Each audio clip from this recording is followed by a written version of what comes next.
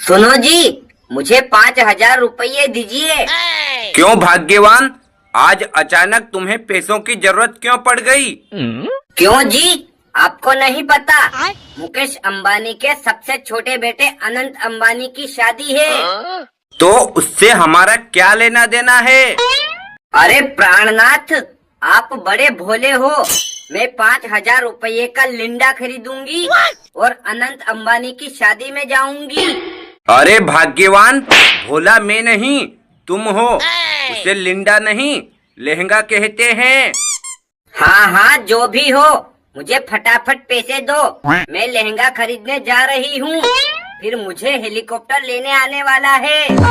ठीक है, ले आओ और चली जाना, पर वहाँ पर कोई उटपटांग हरकत मत करना, वरना खामखा मुझे चुल्लू भर पानी में डूब के मरना पड़ेगा। अरे पापा, शायद आपको पता नहीं है, ये लहंगा पहनने के बाद वहाँ पर नागिन डांस करेगी।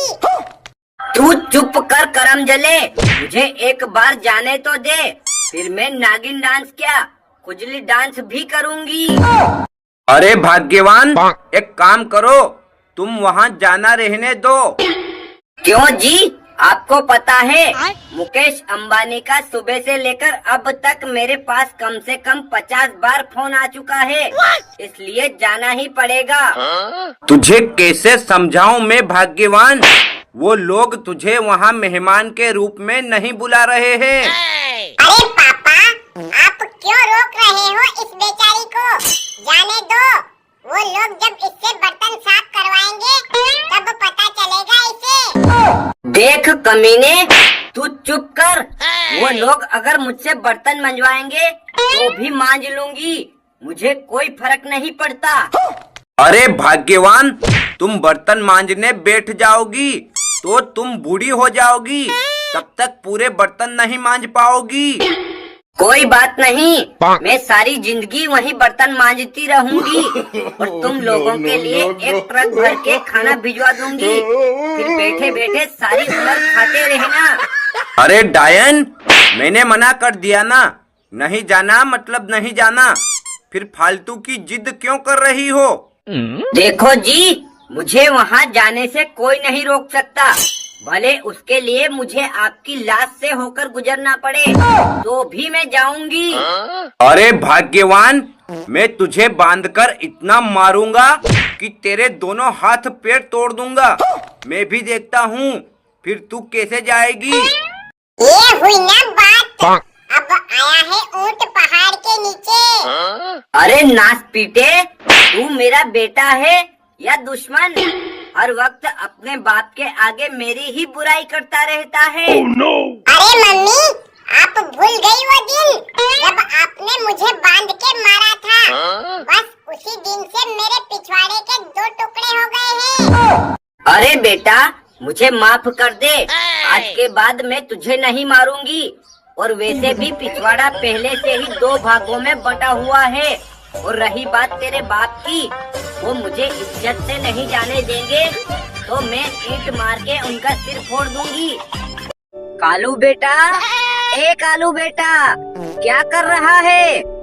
कुछ नहीं माँ, फ्री फायर खेल रहा हूँ। क्या बेटा, तू उठते ही मोबाइल लेकर बैठ जाता है? देख तो आज सुबह नल नहीं आए हैं, घर में सारा पानी खाली पड़ा है। एक काम कर, तू नीम चौक वाली टंकी से 4 डिब्बी ताजा पानी की ले आ, मैं तेरे लिए खाना बनाती हूँ। क्या माँ, आप भी जब देखो तब मुझे कुछ न कुछ काम बताती लेती हो। मेरी मानो, घर में एक धुंधल थी बहू ले आओ, फिर थाला काम वो करती रहेगी। और आप बैठी बैठी लाज करना, लाज।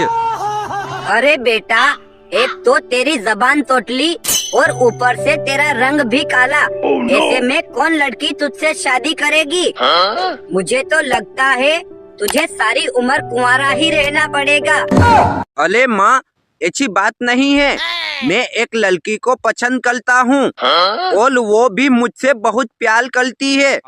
लेकिन आप कहीं डंडा ना मारने लगे, इसलिए मैंने आपको बताया नहीं।